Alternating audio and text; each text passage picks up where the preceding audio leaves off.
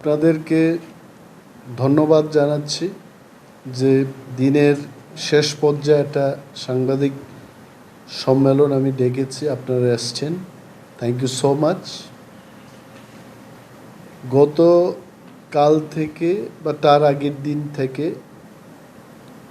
এই সময় পর্যন্ত সোশ্যাল মিডিয়াতে একটা খবর বেরিয়েছে এবং এত সংখ্যায় সাংবাদিক বা সাংবাদিকতার কাজে যুক্ত লোকের সংখ্যা বেশি হয়েছে আমাদের রাজ্যে, যারা লাইসেন্স প্রাপ্ত বা সরকারি স্বীকৃতি প্রাপ্ত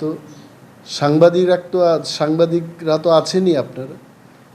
আপনারা ছাড়াও যাদের কোনো স্বীকৃতি নেই তারাও কিন্তু সাংবাদিকতা করছে এবং যে যেখানটাই পারে যা তা খবর নেতা মন্ত্রী এমএলএ এক্স এমএলএ দের বিরুদ্ধে যে যার পারে লিখছে। আমি ভাবলাম যে যারা সত্যিকারের সাংবাদিকতা করেন তাদেরকে নিয়ে একটা প্রেস মিট করা উচিত। And thank you so much. ব্যাপারটা কিছুই না, Tripura tribal youth federation TYF তাদের নাম দিয়ে একটা ওয়েব পেজ থেকে একটা সংবাদ বেরিয়েছে যে বিরোধী দলনেতা অনিমেষ দেববর্মা আগরতলায় জমি ক্রয় করেছে। এই যে সংবাদটা বেরোনোর জন্য 2006 থেকে আজকে 2023 প্রায় 17 বছর লেগেছে। আমি খুব খুশি যে মানুষ জানতে পেরেছে যে 2006 সালে যে জমিটা আমি কিনেছি 1 লক্ষ টাকা দামে 5 ঘন্টা। নন্দননগরে মানুষ সেই দিন জায়গা কিনত না এবং একদল যারা জমি বিক্রি করতো তারা এসে আমাকে MLA হোস্টেলে বলেছে যে দাদা, আপনি একজন MLA হয়েছেন, আপনার ভবিষ্যৎ আছে, আপনার পরিবারের ভবিষ্যৎ আছে, আগরতলা একটা বাড়ি করুন এবং খুব চিপ রেটে জায়গাটা আপনাকে আমরা দিচ্ছি, কেউ কিনতে চাইছে না। যদি আপনার নামটা থাকে অন্যরাও সেখানে সাহস করবে জমি কেনার জন্য। বাস্তব, যে প্লটটা তখন আমি গিয়ে দেখেছি আনারসের বাগান ছিল এবং 5 লক্ষ টাকায় এক কানির জমির দাম, তারপর মানুষ কিনতে চাইছে না এবং 1 লক্ষ টাকায় আমাকে 5 ঘন্টা জমি দিয়েছে। বলেছে যে আপনাকে 1020 টাকা কম দিয়ে এই জায়গাটা দিচ্ছি। আমার কোনো ইন্টারেস্টই ছিল না। 2005 সালে আগস্ট মাসে, সেই দিন আমি চেক করলাম অ্যাসেম্বলিতে, কারণ সেই কালে যে 5 লক্ষ টাকার লোনটা নিয়েছি এই লোনটা এখনও আমি রিকভারি দিচ্ছি। তো সেই দিন আমি ডিডিও সাহেবকে জিজ্ঞেস করলাম যে আমার আর কত টাকা বাকি। 5 লক্ষ টাকার ঋণ নিয়েছি 2005 সালের আগস্ট মাসে এবং আরও 78,000 টাকা আমাকে পরিশোধ করতে হবে।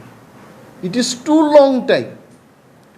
ওই টাকা যখন হাতে ছিল, এরাও যখন এসছে যা জমি বিক্রি করেছে, আমি 1 লক্ষ টাকায় সেই জমিটা কিনেছি এবং পর্চাটা আমি নিয়েছি সামটাইম মেবি 2019 বা 2020 করোনার পরে আমি সেটেলমেন্ট অফিসে গিয়ে ডিসির অফিসে গিয়ে পর্চাটা আমি নিয়েছি। এবং আমার পাশাপাশি প্রাক্তন IAS অফিসার অভিনয় হালাম, পুরন রিয়াং, সেন্ট পল স্কুলের প্রাক্তন প্রিন্সিপাল, অনেকেই সেখানে জমি কিনেছেন এবং আমিও কিনেছি। হুট করে আজকে এটাকে দেওয়া হলো যে অনিমেষ বাবু আগরতলায় ইদানিংকালে জমি ক্রয় করে। তাদের উদ্দেশ্যটা কিন্তু দুইটা। প্রথম উদ্দেশ্যটা হচ্ছে এডিসিতে ক্ষমতায় আসার পর বা হাতে মাল কামাই করে উনি কী করে আগরতলায় জায়গাটা কিনেছেন। I am answering that. এটা বা হাতের পয়সা না, এটা লোনের পয়সা। ডান হাতেরও পয়সা না, এটা ঋণ নেওয়ার পয়সা। আমি আজকেও পরিশোধ করছি। কাম আমি গত বিধানসভা নির্বাচনে আমার যে এফিডেভিটটা করলাম, সেই এফিডেভিটের 10 নম্বর এবং 11 নম্বর পাতায় ভারতের ইলেকশন কমিশনের কাছে দেওয়া আছে যে আমি কোন মাসে কত তারিখে এই জায়গাগুলো কিনেছি। আমার নামে মাত্র 2টা জায়গা আছে, একটা হচ্ছে নন্দননগরে 5 ঘন্টার জায়গা, আর একটা হচ্ছে খোয়াই মহকুমার পূর্ব রামচন্দ্র ঘাটে, সেখানে 4.25 ঘন্টার মতো জায়গা আছে, 20,000 টাকায় কিনেছি এবং একই সময় 2006 সালেই কিনেছি। আজকে এইটাকে এরা দেখিয়ে বলছে যে গ্রেটার ত্রিপুরাল্যান্ডের দাবিদার, গ্রেটার ত্রিপুরাল্যান্ডে ওনার কোনো বিশ্বাস নেই, উনি আগরতলাতে জমি ক্রয় করেছে 2006 সালে। আপনারা সবাই জানেন সেইকালে গ্রেটার ত্রিপুরাল্যান্ড বা ত্রিপুরাল্যান্ড দাবির কোনো উচ্চারণ কেউই করেনি, তখনই আমি কিনেছি। আর একটা যুক্তি হলো, যারা এইগুলো বলছে, টিওয়াইএফ নাম দিয়ে, টিওয়াইএফ এর একটা পেজ আছে, আমার কাছে আছে তাদের সোর্স, ওরা লিখছে দেখুন, মানে ত্রিপ্রাসাদের উপজাতিদের, এরা তো উপজাতি বলে, তো এদের জাতি কে?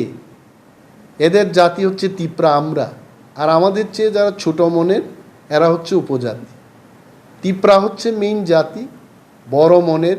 রাজা মহারাজারও এখানে থাকেন, মহারাজ প্রদ্যুৎ মাণিক্য আমাদের দলের চেয়ারম্যান, উনি হচ্ছে ত্রিপুরা জাতি। আর ত্রিপুরাদের ছোট একটু, মানে কি বলবো এটাকে, যাদের মানসিকতা ভালো না, এরা হচ্ছে উপজাতি।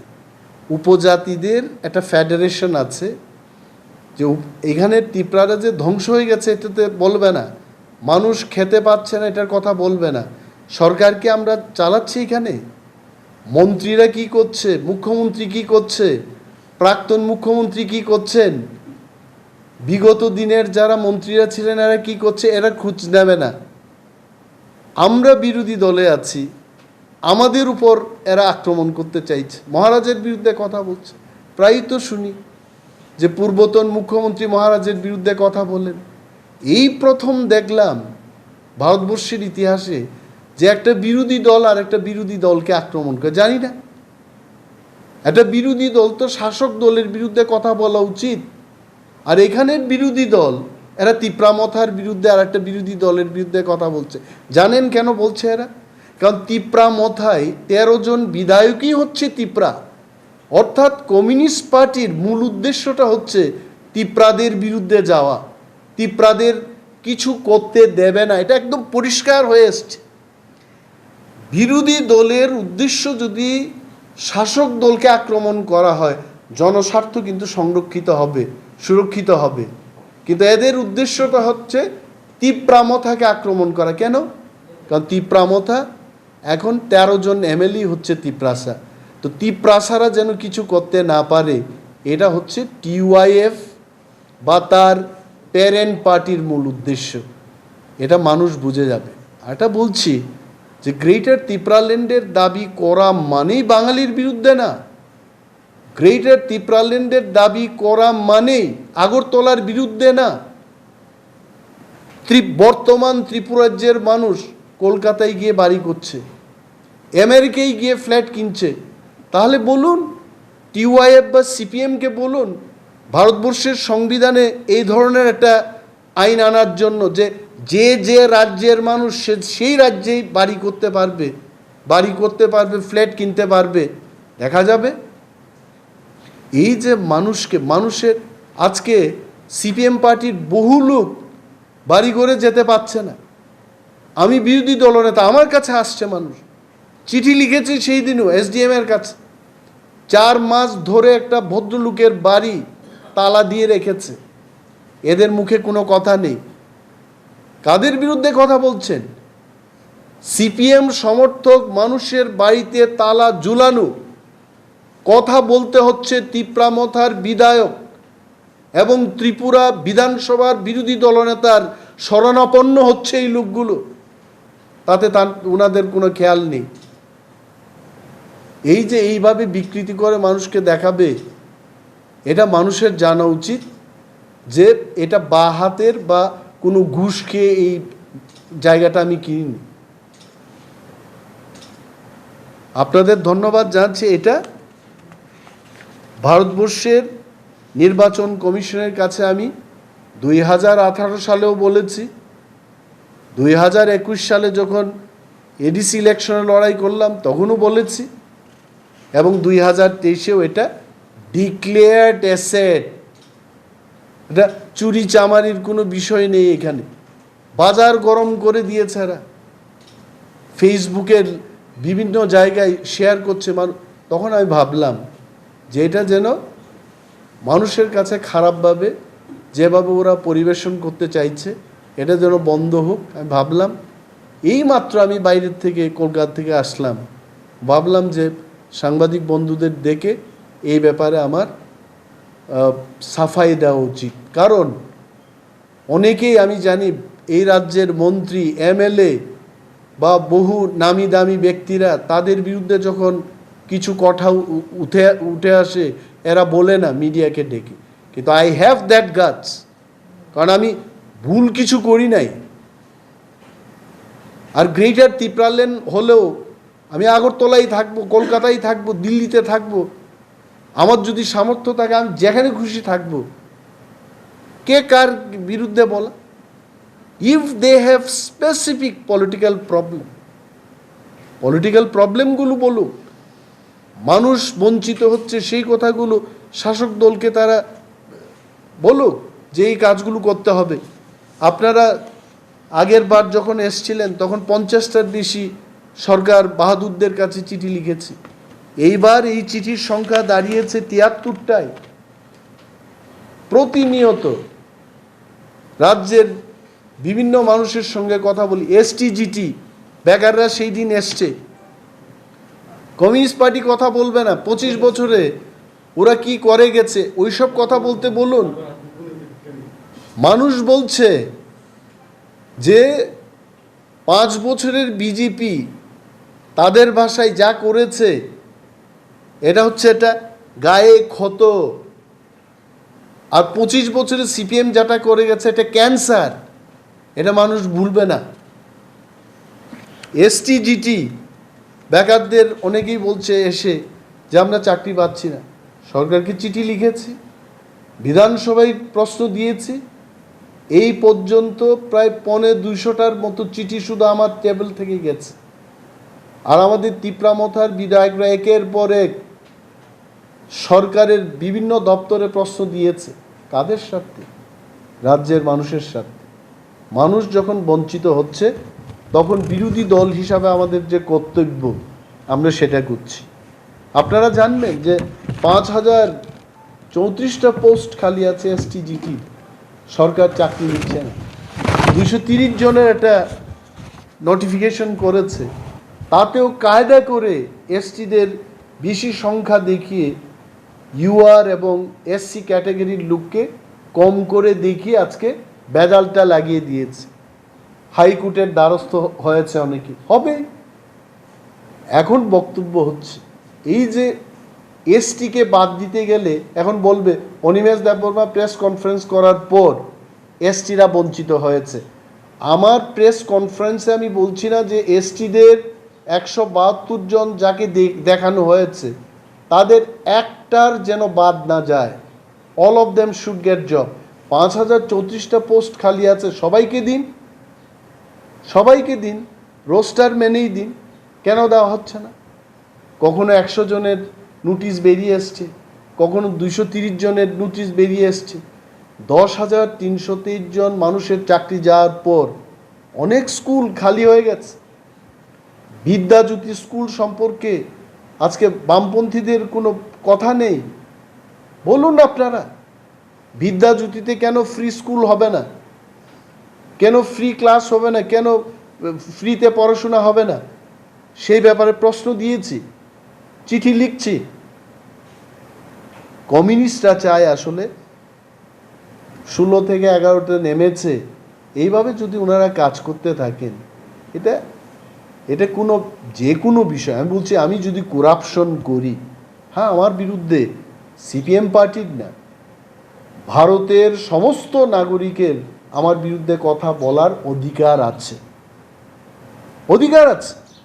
কিন্তু যেখানে করাপশন হলো না, কিছুই হলো না, এটা কি নিয়ে 2006 সালে ওনারাই তো সরকারে ছিলেন তখন, একজন বিরোধী বিধায়ক যার বেতন ছিল 6,000 টাকা, লোন নিয়ে একটা জমি ক্রয় করলাম, আর এটাকে বলা হচ্ছে যে উনি ওইটা কিনেছেন আর ত্রিপুরা ল্যান্ডের দাবিদার কেন আগরতলায় জমি কিনছে না।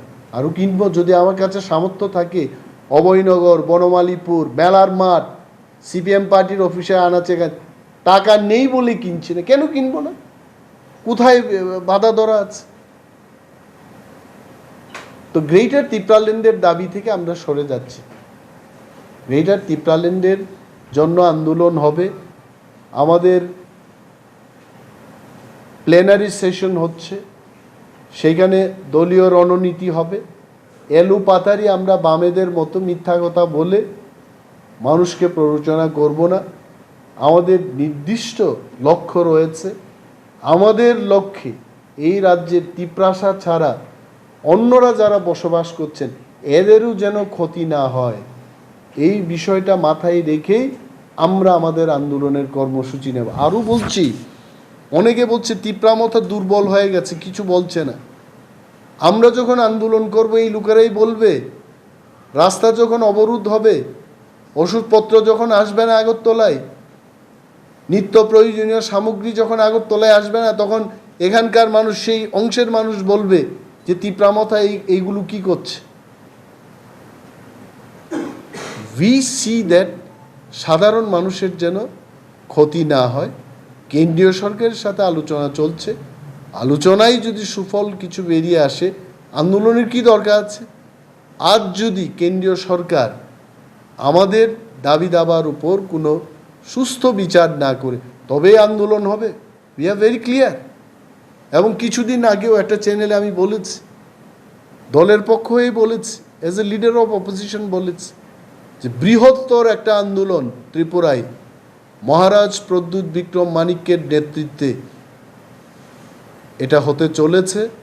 আপনারা যেমন আস্থা বলে বিশাল জনসমাবেশ দেখেছেন ত্রিপ্রামথার, এবং ইহকালে এই ধরনের আন্দোলন, গণতান্ত্রিক আন্দোলন ত্রিপুরার বুকে কেউ করে নাই, এবং আমরা এটা করব। মানুষ সাক্ষী থাকবে। রাজ্যের মানুষের যেন কল্যাণ হয় সেই দিকে আমরা ভাবছি, আমরা ভাবনা নিয়েই কাজ করছি। আর এই যে সংবাদটা বেরিয়েছে, এটা কিন্তু মানুষকে বিভ্রান্ত করা ছাড়া কিছুই না, এবং ধিক্কার জানাচ্ছি, নিন্দা জানাচ্ছি। আমি বলবো যে বামেদের 25 বছরে যারা মন্ত্রীরা ছিলেন, মিডিয়া বন্ধুরা আপনারা খবর নিন। আমি তো এখনও কিছু তাদের বিরুদ্ধে কোনো মাথায় আনিনি। ত্রিপ্রামথা যেখানে চিন্তা করছে যে সমস্ত বিরোধী দল একসঙ্গে না আসার কারণে বিধানসভায় বিজেপি বন্ধুরা আজকে 39% নিয়ে সরকার করছে, এবং আগামী পার্লামেন্ট নির্বাচন, ধনপুর নির্বাচনে যদি সমস্ত বিরোধী শক্তি ঐক্যবদ্ধভাবে আমরা লড়াই করতে পারি, দি result will be something different. কিন্তু এই মুহূর্তে সিপিএমের একটা শাখা সংগঠন থেকে এইভাবে একটা খবর অপপ্রচার করা, এটা কাদের সুবিধা করিয়ে দেবে আপনারা বলুন? যারা এতদিন বলছিল যে ত্রিপ্রামথা আলাদা করে প্রার্থী দিয়ে বিজেপিকে সুবিধা করে দিয়েছে, আসলে সুবিধাটা কে করতে চাইছে? Why Manik Sarkar is talking about Maharaj Pradyot Bikram Manikya? Because he does not want বিরোধী ঐক্য, উনি চান না সেটা। আর আমি আরও বলবো, as a ex chief minister, ওনাকে সম্মান দিয়েই বলছি, he does not deserve the quarter he stage.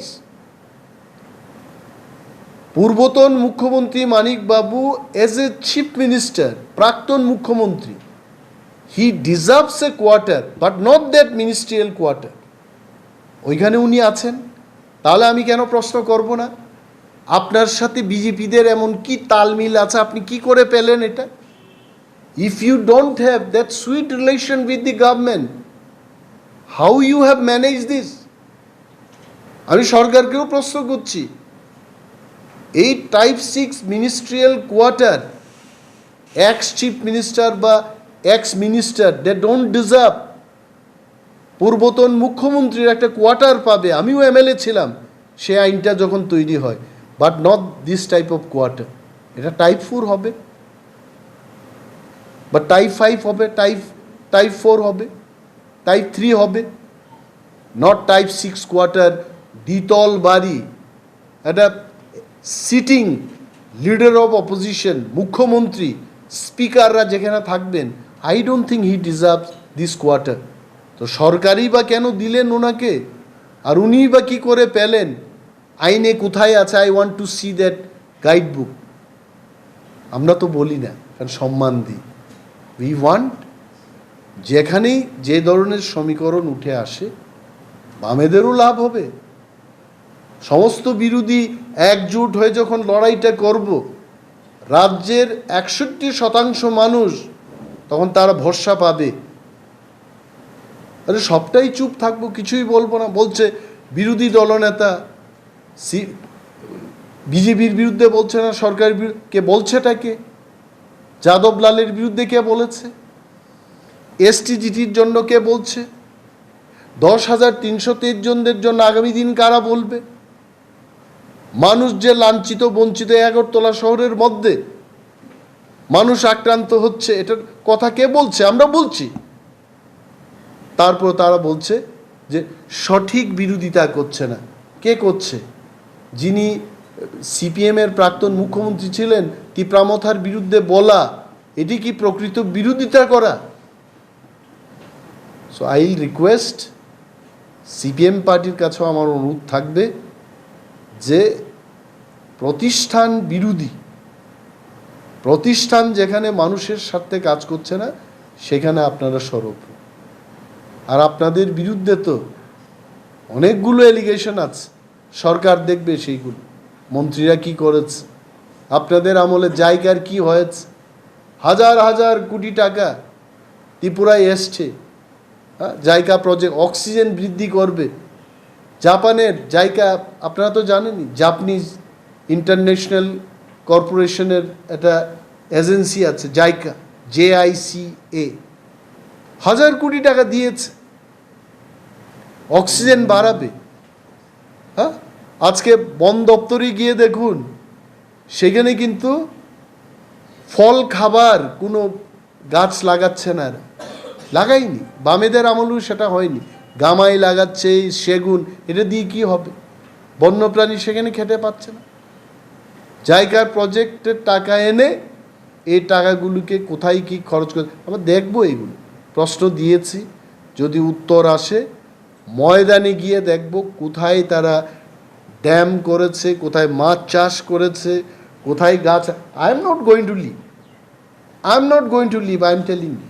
এই তথ্যগুলো যখন আসবে, গাড়ি দিয়ে পায়ে হেঁটে ওই জায়গাগুলো দেখব, যে জায়গাতে আসলে এরা কি করেছে। দেয়ার আর সো মেনি থিংস রাজ্যের মানুষ জানবে। I have taken over. কবে নিয়েছি এটা? 24 তারিখ মার্চে বিরোধী দলনেতা হলাম, মার্চটা বাদ দিয়ে দিলাম কয়েকদিন, এপ্রিল এবং মেটা গেল, অনলি 2 months।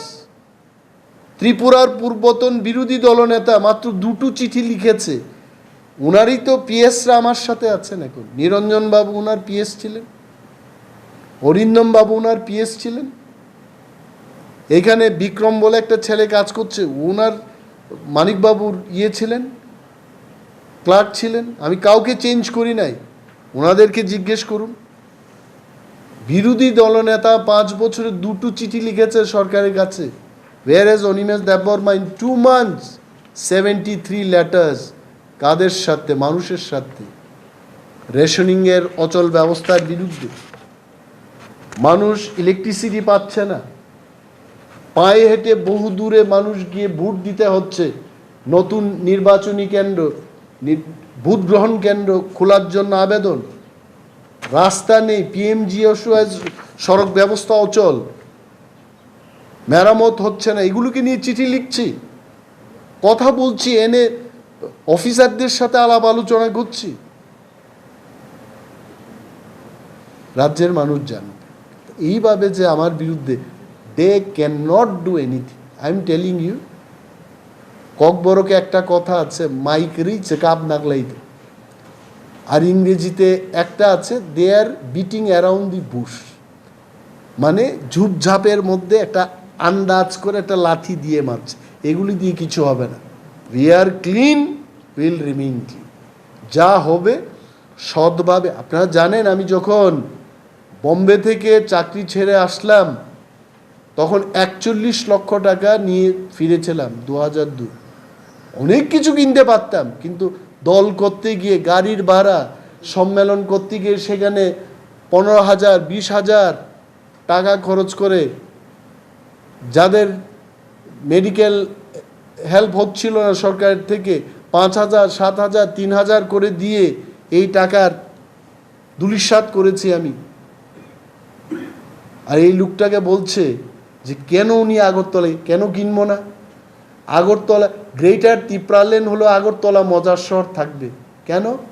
আইএলএস আছে, জিবি হসপিটাল আছে, ইয়ে থাকবে। আর মহারাজের যিনি গ্রেটার ত্রিপুরা ল্যান্ডের কর্ণধার, উনারও তো প্যালেস আগরতলাতেই।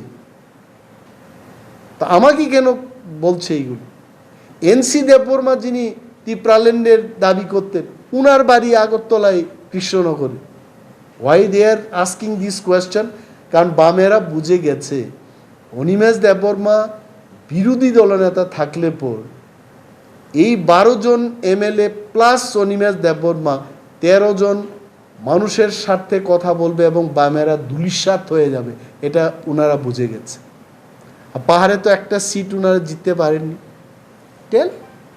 20টা সিটের মধ্যে একটা সিট জিতে, আর যা বুট পেয়েছে পাহাড়ে 5,000 4,000 47,000 ভোটের মধ্যে 4,000 ভোট পেয়েছে, 3,500 ভোট পেয়েছে। You just look back. বামেরা মানুষের মানে আছে না, মানুষের পেছনে না লেগে ফিউচারকে দেখুন। কম্পিউটারের বিরোধিতা করেছেন ওনারা। আজকে বামেদের এমএলএরাও স্মার্টফোন নিয়ে ঘুরছে। Don't talk all this thing. যেটা থুথুটা এমনভাবে থুথু ফেলতে হয়, কিন্তু সাইডে ফালাবেন, আকাশের দিকে চেয়ে ফালাবেন না, এটা মুখে পড়বে। Don't do all this. আপনারা যদি আমার বিরুদ্ধে এরকম করতে পারেন, আসল তথ্যে যখন নামবো আপনারাও বাঁচবেন না। কিন্তু ডোন্ট ডু অল দিস, এটা আমার অনুরোধ থাকবে। কারণ ভবিষ্যতে আমাদেরও আপনাদের দরকার পড়তে পারে, আপনাদেরও আমাদের দরকার পড়তে পারে। In politics no one is permanent friend, no one is permanent enemy. Just mind this, that's it. Thank you so much. Plenary সেশনের পরে, প্লেনারি সেশনে আমরা আন্দোলনের কর্মসূচি গ্রহণ করছি এবং প্রেস বন্ধুদের, রাজ্যের মানুষকে আমরা জানাবো যে কেমন পর্যায়ের আন্দোলন আমরা করব। But it is happening.